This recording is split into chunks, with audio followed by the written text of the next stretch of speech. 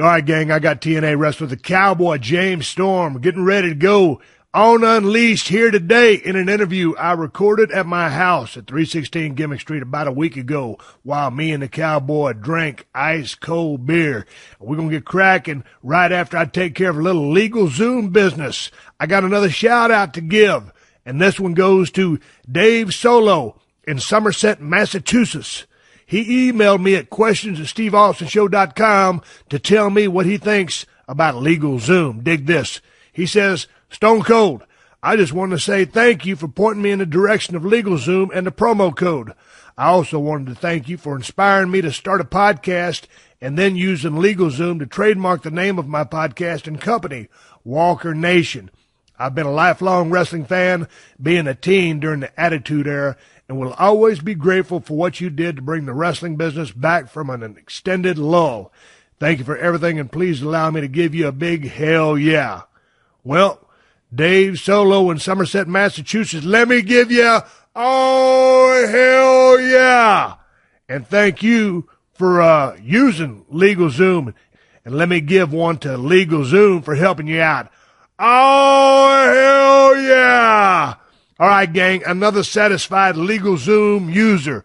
LegalZoom makes it easy, and they'll get the job done right. So check out LegalZoom.com today, and don't forget to enter Austin in the referral box at checkout to get a special discount. That's my last name. Use it so you can save even more money.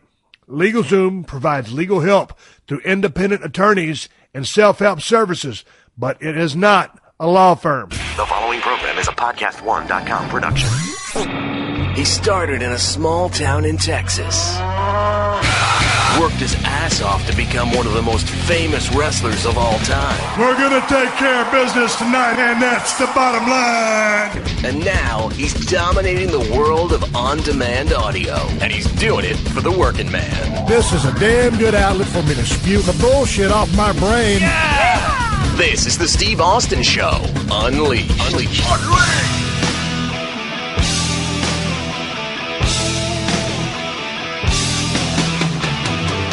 All right, everybody, welcome to Steve Austin Show. I'm coming to you from the Broken Skull Ranch. I'm happier than a pig in shit to be out here in the middle of nowhere.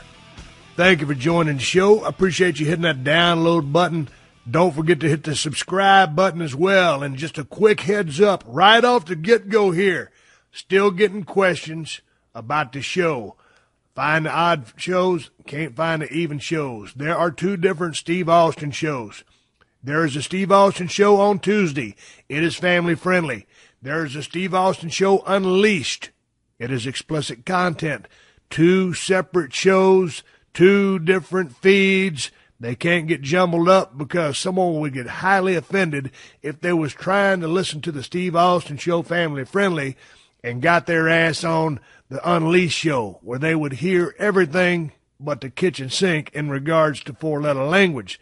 So anyway, once again, I stress, there are two entirely different shows. Make sure you get both of them. Both of them are guaranteed 100% pure audio whoop-ass, delivered on a timely, weekly basis, free for you to download. Hey, I want to give a quick shout-out to my gal Stacy over there in Beverly Hills, who's been putting the shows together. She, always gets the shows rather late sometimes for me and works her ass off to do everything, get this damn show ready for you guys and gals to listen to while you're on your way to work or on your way home from work or while you're at work. It's just pure bullshit entertainment, interviews and stuff like that. But she's been working her ass off. I had a hard time with some technology. I hit the creative roadblock the other day where I couldn't. It took me. I started trying to record Tuesday's podcast with my wife at 10 a.m. before she left for town, and by the time she got back, I didn't have fuck all, and it was just unbelievable. Hell, I'd already drank some coffee early that morning, and I took an Alpha Brain. Hell, I took another Alpha Brain, went over and stole a Speed Stack from Teddy Fowler, then drank a damn Diet Red Bull, thought that was going to speed my ass up and bring out some creative juices, and it didn't do a goddamn thing. I was like, I don't know what I was like. I've never been that low before when I couldn't rustle up anything. But anyway, It bees that way sometimes, and it was a rough day at the office. So I got that show late to Stacy. Anyway, Stacy, I appreciate all the hard work. But here's a little funny thing. I forgot what she ended up naming that show. I think it was something like Kristen, Kayfabe, and Komodo Tractors. Komodo, Komodo, like a Komodo dragon, I guess. I didn't even correct her. I thought it was so damn funny and cute. Stacy, this one's for you. It's not a Komodo tractor. It's a Kubota tractor. Kubota. I guess they made over, maybe it's a Japanese brand. I don't know what it is. But it's a Kubota tractor, Stacy, not a Komodo tractor. Again, just giving you a little bit of a hard time. Hey, speaking of a hard time, I sent a picture out of my Kubota tractor a couple of weeks ago when I got stuck in the mud. And I got a couple of people saying, hey, man, you ain't got no John Deere tractor? They make tractors, too. If you'd have had a John Deere, you wouldn't have got stuck. I've had a John Deere tractor since 1998, and it's over behind my barn as well as the Kubota tractor. So, yeah, I know John Deere makes a goddamn tractor. What do you think I am, stupid? Hell, I got the Kubota stuck and had to pull it out with the damn John Deere. So I got a John Deere tractor, too. People trying to hate on my Kubota tractor. Anyway, just giving Stacy a little bit of a hard time here. Hey, I always tell you guys to send me stuff at questions@steveaustonshow.com, and you do. Well, I got a damn email from a cat the other day, and this is some bitch that's having a hard time quitting smoking, and his name is Jordan, and he lives in New York City. And here's the email that he wrote me to questions@steveaustonshow.com. He said, hey, Steve, I'm Jordan from New York City. I could really use some advice from you on the topic of quitting tobacco. I know you have spoke on how you cold turkey quit chewing, because I used to chew skull. I need advice on smoking. You had a very specific inspiration to quit, because my dad had tongue cancer. And with me, perhaps it's more difficult. I enjoy smoking and always have. I'm 26, and I spend around $300 a month on cigarettes in New York City. Plus, I am concerned about my health. I've been getting into fitness lately and have been enjoying lifting weights a ton. How much do you think smoking affects gaining muscle mass? Did you see a lot of top guys who smoked and worked at a high level in the ring? Finally, I was hoping you could cut a promo on my ass. I could listen to it when I'm about to break and buy a pack. It would mean a lot. Thanks, Steve, for being a badass inspiration. Oh, hell yeah. And that's coming from Jordan in New York City. Well, you little city slicker motherfucker, young kid, 26 years old, and you enjoy smoking. You like to smoke, but now you want to quit smoking, so you're coming to me. Well, you came to the right person, you little mealy-mouthed punk. Spending $300 on cigarettes? That's bullshit. You know what you could do with that $300? By the time you save $300 a month, 3 times 12, that's 36. Hell, that's $3,600 a year you dropping on cigarettes. Cancer-causing, nicotine, tar, smoke, horse shit going into your lungs. You sit there on your little fucking edge of your bed when you get up in the morning, lighting up your cigarette, smoke in, blow out, smoke in, blow out.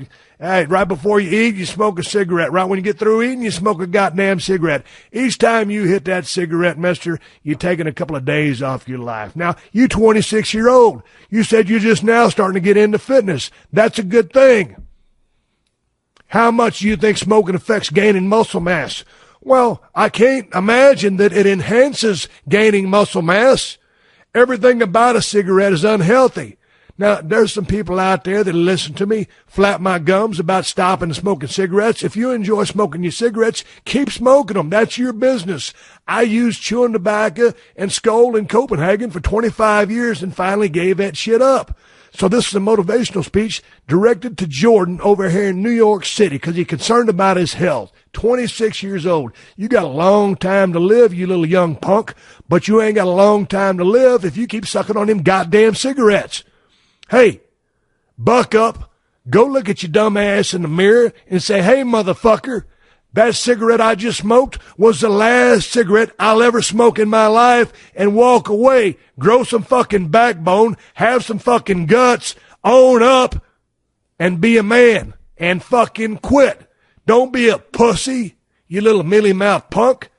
Shit, if I didn't have time, if I wasn't down here at the Broken Skull Ranch doing work, mowing on my Komodo tractor, I'd jump on a goddamn Learjet, fly up to New York City, and bury my foot so far up in your ass, the end of my shoe would be in your mouth, and you couldn't put that goddamn cigarette in your mouth. Now, would you?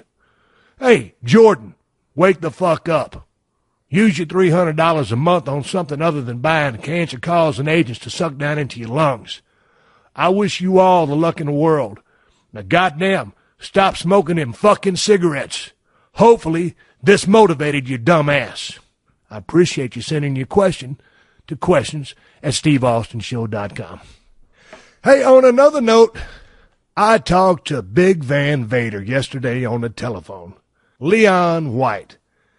I haven't talked to Big Van Vader in 10 or 15 years. I got an email from him out of the blue, and then we started playing phone tag. Leon's out there in Boulder, Colorado, talking to me about coming on the Steve Austin Show. Man, I rang him up yesterday, and we started shooting the breeze and laughing about all the bullshit that we did back in the day, some of the classic stories that we went through together, and some of the stupid shit that he did, along with some of the stupid shit that I did. And Leon White, Big Van Vader, was one of the guys that gave me some of the best piece of advice that I've ever gotten in my life. And I'm going to share that with you. Coming up next Tuesday, Big Van Vader, Leon White, is going to be on the Steve Austin Show. We're going to start it off family friendly, cover some basic background facts and information, and then we'll spice it up as we move over into the Unleashed Show. So this will help you guys bridge the gap of how the Steve Austin Show works along with the Steve Austin Show Unleashed. It will force you to subscribe to both shows and realize that there's two shows out there.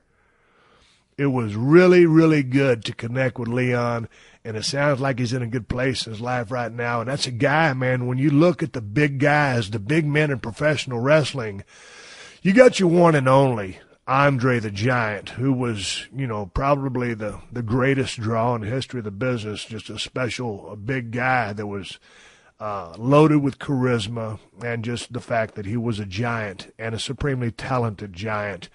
And then, from then on, he's kind of in a class by himself. And also you could put Big Show, Paul White, into the giant category, or Giant Gonzalez. There's a couple of guys up there, but everybody knows Andre's the number one giant. Now, when it comes time to your big men, I think the guys who aren't considered giants, Vader's not considered a giant. He's just considered one of the big men. Man, I would argue that Leon White is the greatest big man in the history of the business. Some of the stuff that he was able to do across over the top rope with the moonsaults, and some of the stuff that he did, great athlete, highly explosive, extremely strong. If you watch some of his stuff on YouTube, the strong style that he was working over in Japan, man, the level of stiffness over there. If you watch that match with him and Stan Hansen over there in Japan, where Hansen busted his eye socket and Leon's eye fell out, and Leon had to pick his eye back up and put it back in his socket, continue the match, and it was an absolutely brutal slugfest. One of the toughest guys in the history of the business as well. But, man, nice as hell. And for some of you young cats, you turn on some Big Van Vader stuff back when Leon was either in WCW or in Japan.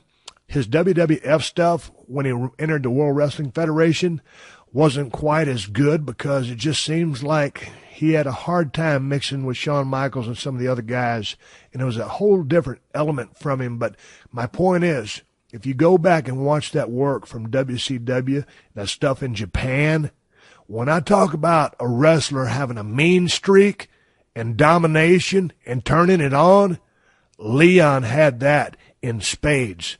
That's what I really liked about his work.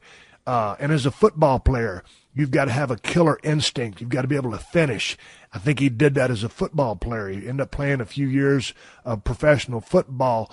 I think some knee issues drove him out of that line of work and into professional wrestling. But it's so important as a babyface to have fire, to have some technique, to be able to work. But as a heel, that mean streak and the ability to turn it on and be mean and have that killer instinct really makes him a dynamic heel. And the body of work that guy put together, the people that he destroyed in the ring. Now, we're talking about work, but it was snug work. It's badass. So Leon's coming on the show, Big Van Vader, let me say, this coming Tuesday, and I'm looking forward to talking to him on Friday so I can have a few days to spool up and do a little bit of research. I traveled down the roads with Leon and Harley Race there for a segment of time, and we'll talk about that on the show. But, man, that was nothing but fun. Harley Race, 8-time world champion. I tried to interview Harley Race at WrestleMania 30. We traded a couple of phone calls. His schedule doing kind of the Legends thing, and my schedule talking to some other people that I got a chance to talk to. We never connected. But Harley Race, 8-time world champion behind the wheel, Leon riding shotgun, me in the back seat. It was a badass time. But anyway, looking forward to talking to him. I got the Cowboy, James Storm. He's coming right up, and it was fun talking to the Cowboy. I've seen his work when he was down there in TNA. He's still down there in TNA, doing a great job. And I met James a couple of months ago. Well, shoot, it was a couple of years ago now when I was over at the Legends Bar in Nashville, Tennessee. And we hung out and drank some beers and shot the shit. And it finally turned out that he's in Los Angeles. So he stopped by the studio at 316 Gimmick Street. The beer flowed, the conversation started, and we had a damn good time. But first, folks, before we get to the one and only Cowboy James Storm from Total Nonstop Action, it's time for you to turn your brilliant idea into a professional-looking website. And that means it's time for you to check out Weebly.com. It's a killer website. It's how you spread your word about and sell your great ideas, people. And Weebly.com makes it real easy to create your own high-quality site, blog, or online store. And even better, you can get started for free. Weebly's powerful drag-and-drop site builder makes it easy to design a unique site and bring your idea to life. You can drag and drop video, audio, and pictures right onto your Weebly website. It really is that simple. And Weebly websites work great on computers, on smartphones, and tablets. Now, over 20 million people have already created their websites with Weebly. So you should just go ahead and start your something right now, too. Making an idea come to life is hard, but making a website for that same idea should be easy. Create your free website today at Weebly.com. That's Weebly. Weebly.com. Hey everybody, I'm Karen Bryant. Check out the Karen Bryant podcast at podcast1.com. It's finally here. It is a behind-the-scenes look at the world's fastest-growing sport, and that is MMA. I'm going to have interviews, analysis, lots of humor with some of the biggest names and the rising stars in the sport. Listen, if you're already a super fan, or even if you're just looking to learn more about the sport, download new episodes of the Karen Bryant podcast every Friday at podcast1.com. That's podcastone.com. All right, here we are sitting down with James Storm. The Cowboy rolled in Los Angeles, California, my neck of the woods, all the way from Nashville, Tennessee.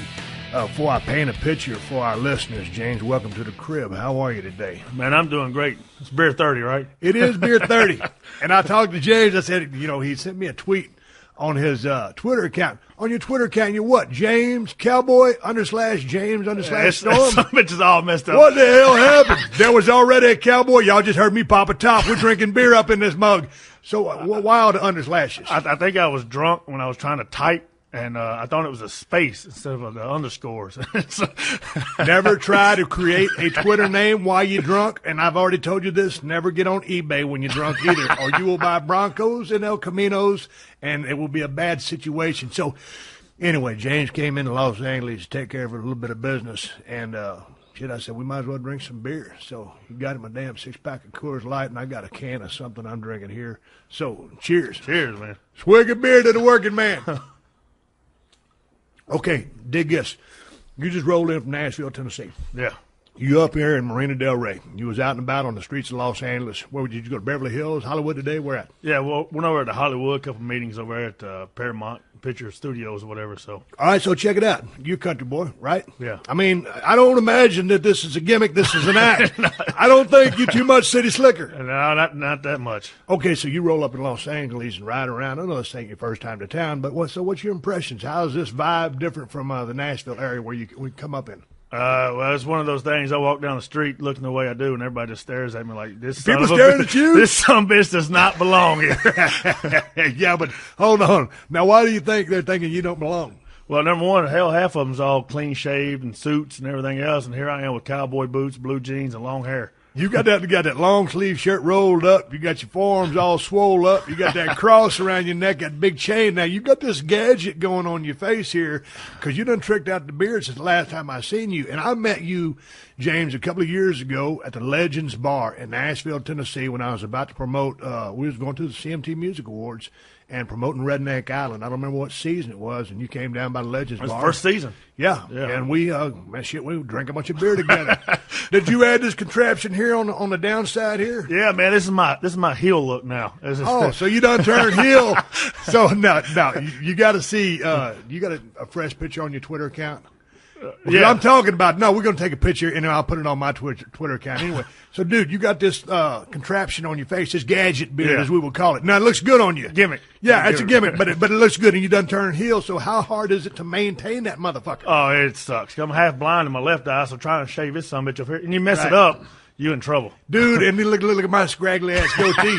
When I get in there with my double blade razor, try to trim these curb feelers right here. When I trim, if I nick into one, and then you look like shit, for a couple of days, I think, God damn, because it's so short. Yeah, so short and used to it being long. Yeah, it's. So what's with the new look? You switched heel over there in TNA or what? Yeah, man, I switched heel, and I'm loving it. It's one of those things that it's just a new, refreshed gimmick for me. Like, I'm having fun doing it. Hadn't been heel in probably 8-9 years, so I just want to kind of do something. Whose idea was it? It was my idea. I've been babyface so long, and some of the runs that I had was just, not really what I wanted. And I was like, time for me to do something different. We were talking earlier. I said, and I'll ask you right now while the recorder's rolling. You like working heel or baby better? Well, I told you heel, but the problem is you fucked that up for all the heels because everybody wants to cheer the bad guy now because they see this guy just whooping the shit out of this pretty boy because the pretty boys are not baby faces anymore. Nobody wants to cheer for a guy that has 6 packs, 6'4", clean shaved. Everybody wants to see that rugged sumbitch that's beating the hell out of him. Well, yeah, the thing, I guess I brought an intrinsic amount of entertainment to the bad side of things, but in my honest attempt, I mean, that was my attempt at being a heel, and then just based on the way society or the things were back in the day, and things started flipping for me. And I remember, I've told this story several times. Brian had just came up, Brian Pillman had just come up to WWF, and I'd go out there and I'd get a bigger pop than the babyface I was working with, and he'd be back here because Brian loved being a heel. Yeah. And he'd come back in and be laughing at me right when I come back through the doors from working the match. He goes, "God damn it, kid, you're a baby face." And I said, "Hey, fuck you, man." I said, "I'm a fucking heel." Because, you take that serious. Right, yeah. And so, it was Vince's vision to flip me, and we did the turn at 13. And, my run was what it was. And I had an absolute blast working as, quote-unquote, babyface Stone Cold Steve Austin. But I love working heel.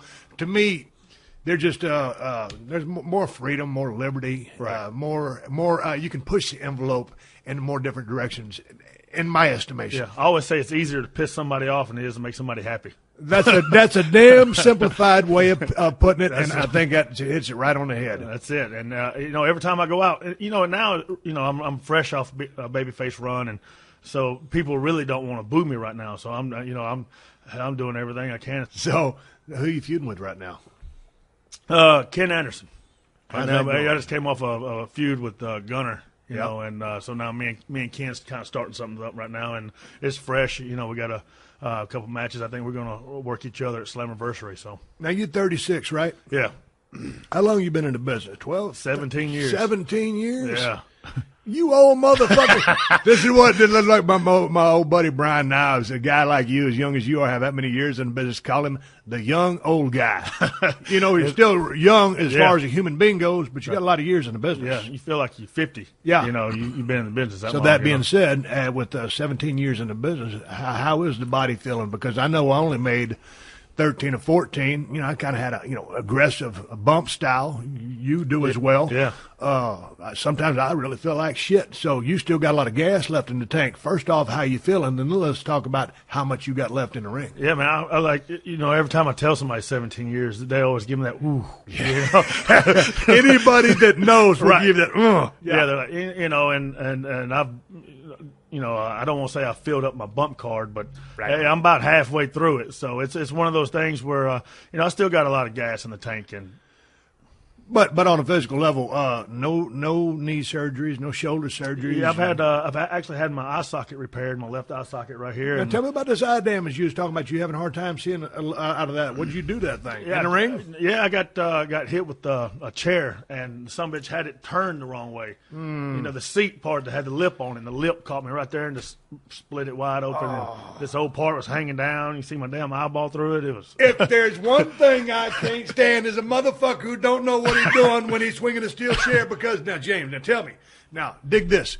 When I went to professional wrestling school with gentleman Chris Adams back in 1989, they taught me how to chain wrestle. They told me how to take a bump. They damn sure didn't tell me how to swing a steel chair. That was on-the-job training. Right. So you take the chair, and people always ask me, do those steel chairs hurt? Yeah, they hurt like a motherfucker. God, but so what happened? Did you finish the match? Yeah. Did it crush the socket? Yeah, it actually broke it right here. There's they had to shave it off right there and sew it back up and everything. And so yeah, I'm partially blind in my left eye right here. So I actually get fucked up when I have to wrestle in a dark place with yellow ropes and stuff, and I have to do my steps, make sure it's So it's it's a hassle. So other than that, then I've had my shoulder repaired. I broke it training with Wolfie D back in '96. Back in the day, man. Yeah, I remember Wolfie D from back when I was in Memphis. Yeah, I broke my shoulder, compound fracture. Went in, had emergency surgery on it. Couldn't use it for 9 months. How's that thing now? It's stronger than my left one. Really? Yeah. Sometimes I got lucky. I had my shoulder rebuilt 2 years ago now. And they put 8 screws and 2 staples in that motherfucker. And I'm 100%. And I talked to a lot of my buddies that have had the rotator cuffs and stuff done, and oh man, their shit just don't come back for them because it's just a tricky joint. And you're 100% on that thing? Yeah, and when I first came back from it, it's like anything else. Like I was scared to bump. I didn't know how I was gonna hold up, and then 4 or 5 matches in, I just completely forgot about it and just went on about my bumping business. Okay, so the rest of the carcass? It's holding up pretty good.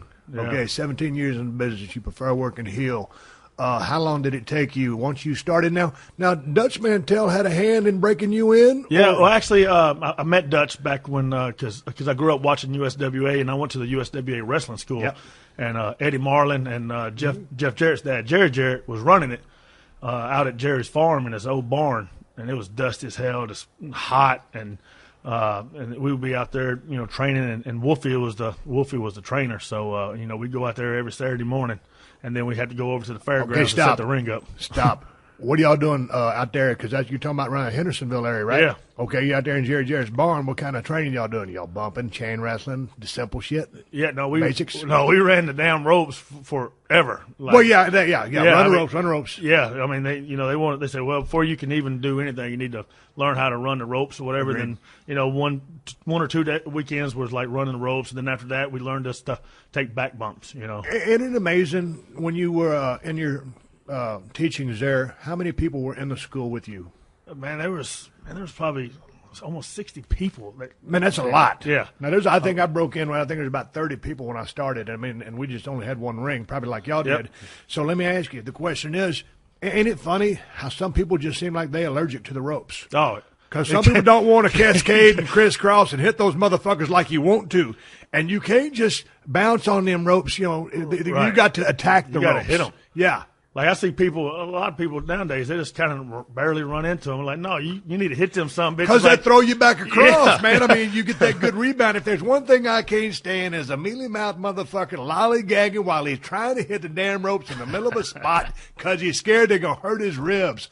But it's funny because that's one of the hardest people for some people to attack. Yeah, it is. And, you know, after that, you know, then we kind of went into the basics, you know, locking up and, you know. And Gotta lock up. Yeah. Goddamn, I always say a shitty lockup is a real good start to what can be a real shitty match. Yeah. That lockup means everything because Yeah. that's okay. Here's That what tells we're you doing everything. right now. Yeah. Okay, we're just going to limp into this thing and brother-in-law each other and, hey, you know, tell everybody it's a fucking work. Right. Or you're going to go in there with a good snug lockup. And then you ain't got to kill each other. No. You know, like Ricky Morton, I mean, you know, like Ricky make a good lockup, but you wouldn't feel it. yeah. But Soft it as looks a good. feather, yeah. Soft Oh, as yeah. a feather.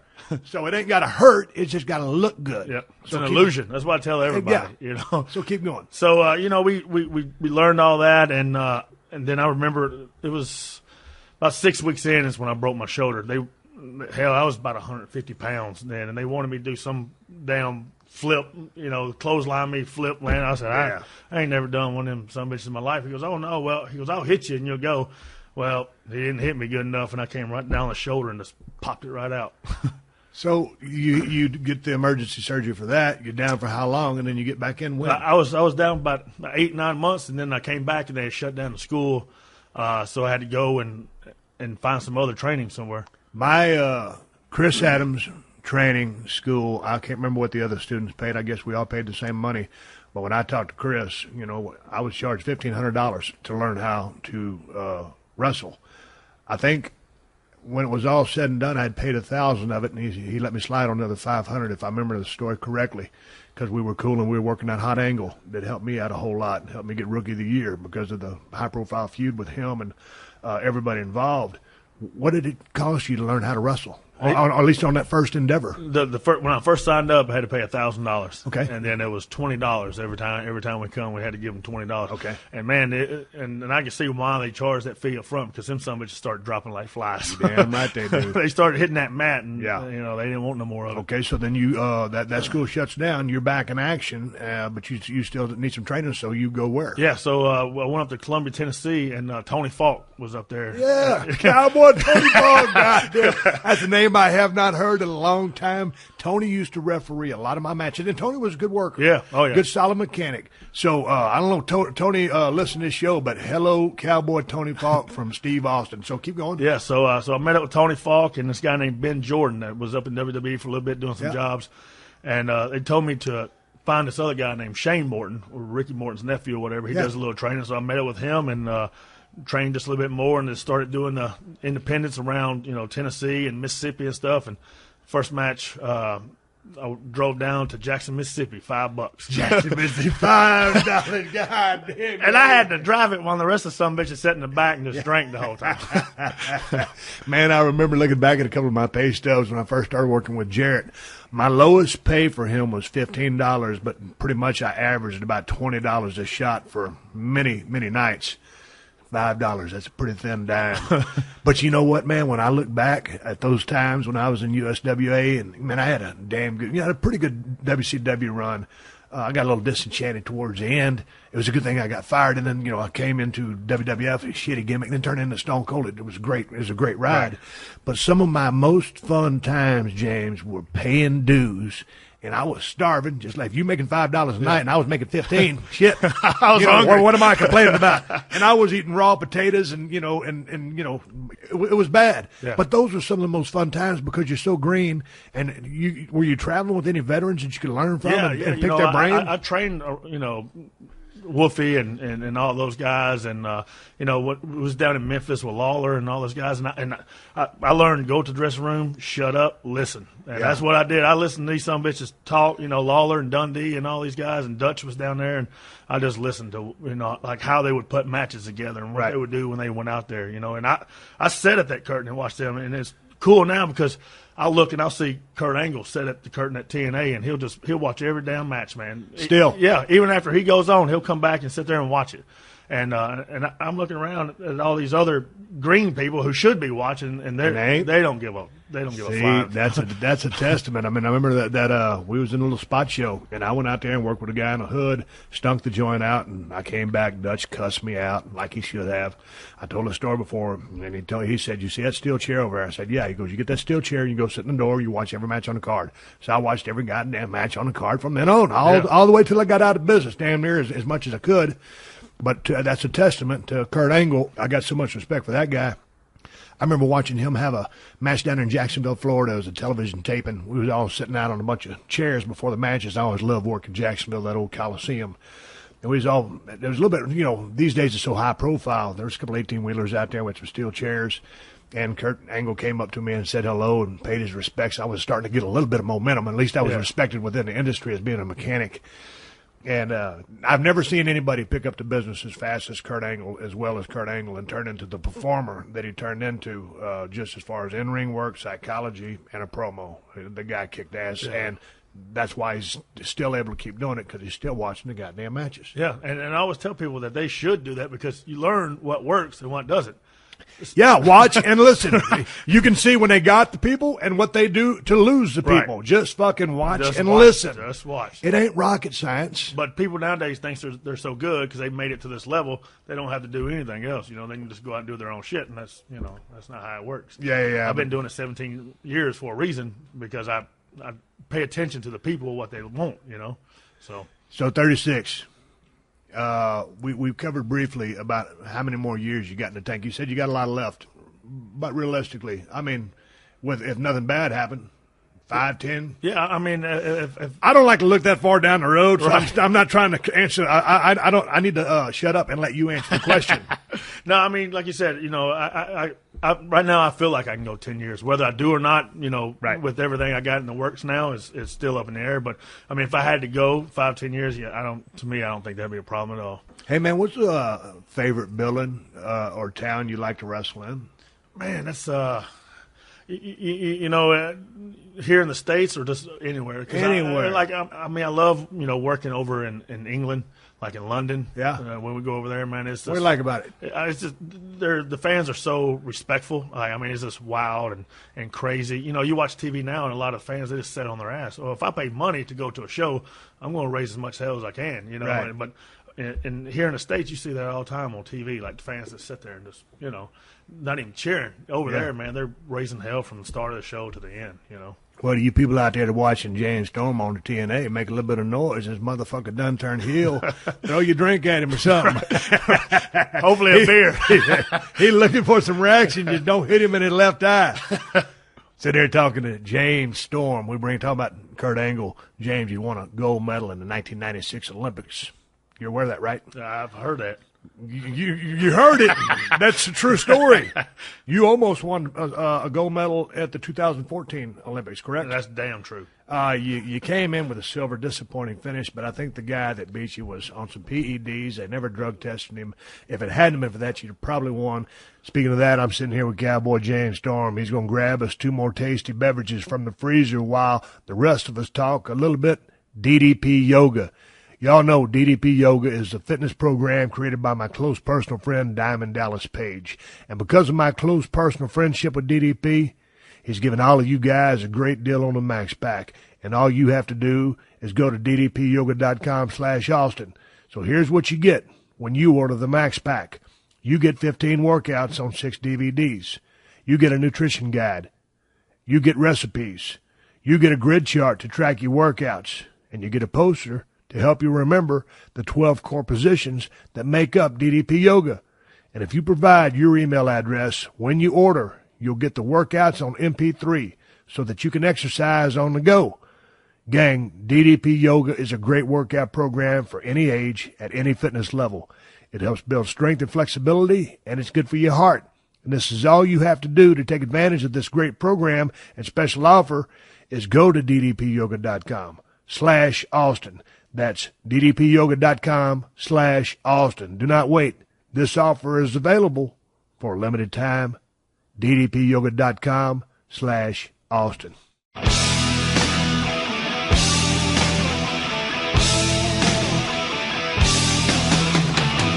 back. James Storm was sitting right in front of me.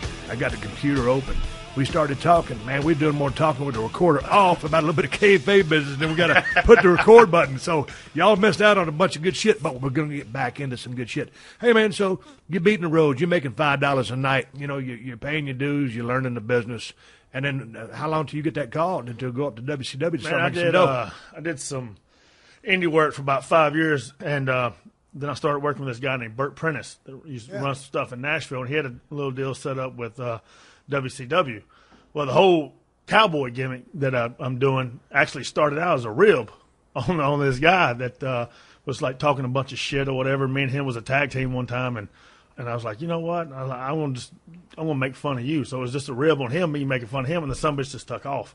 And so I started going to Nashville. Bert called me up there, started doing some shots, and he got some stuff with WCW. Then me and Biss, AJ Styles, a guy named Corey Williams, Ashley Hudson, and Air Paris, we all started going up to WCW, and we was the R&B security team for Vince Russo. Right. And then they put us on like worldwide matches and stuff like that, and we go out there and just we work with Chronic and Chavo, and they were doing like a military gimmick and stuff.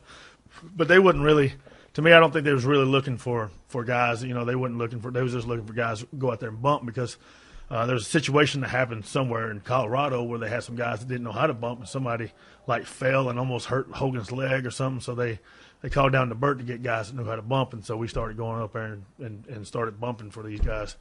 So what happened with the WCW run? I mean, you were there when they sold out? Yeah, I was there when they sold out. So you never was really ever able to get a good contract year? No, right. we just went up there on a nightly basis. You know, we were making $500 a night. I thought I was rich as hell. You know, going for $5, $10, $15 a night to here we go, $1,500